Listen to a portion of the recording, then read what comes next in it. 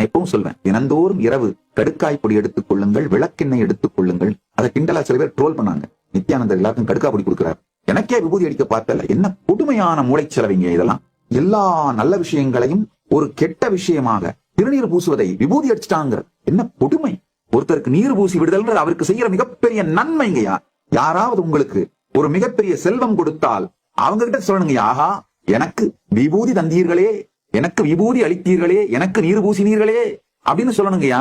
அதை விட்டுட்டு எனக்கே விபூதி அடிக்க பாத்தியான்ற வார்த்தையை ஏமாற்றியதற்கு சமமாக, ஏமாற்றுவதற்கு சமமான வார்த்தையாக உபயோகப்படுத்துற என்ன மிக கொடுமையான மூளைச்சலவை பாருங்க. அது மாதிரியான மூளைச்சலவை தான் கடுக்கா கொடுத்துட்டான், விளக்கெண்ணெய் கொடுத்துட்டான். இந்த கடுக்காய் எடுத்துக்கோங்க, விளக்கெண்ணெய் எடுத்துக்கோங்க. ஏன் தெரியுமா சொல்றேன்? விளக்கெண்ணெய்க்கும் கடுக்காய்க்கும் உங்களுடைய பயோ மெமரிய, மசில் மெமரிய டைஜஸ்ட் பண்ற சக்தி உண்டு. நல்லா புரிஞ்சுக்கோங்க.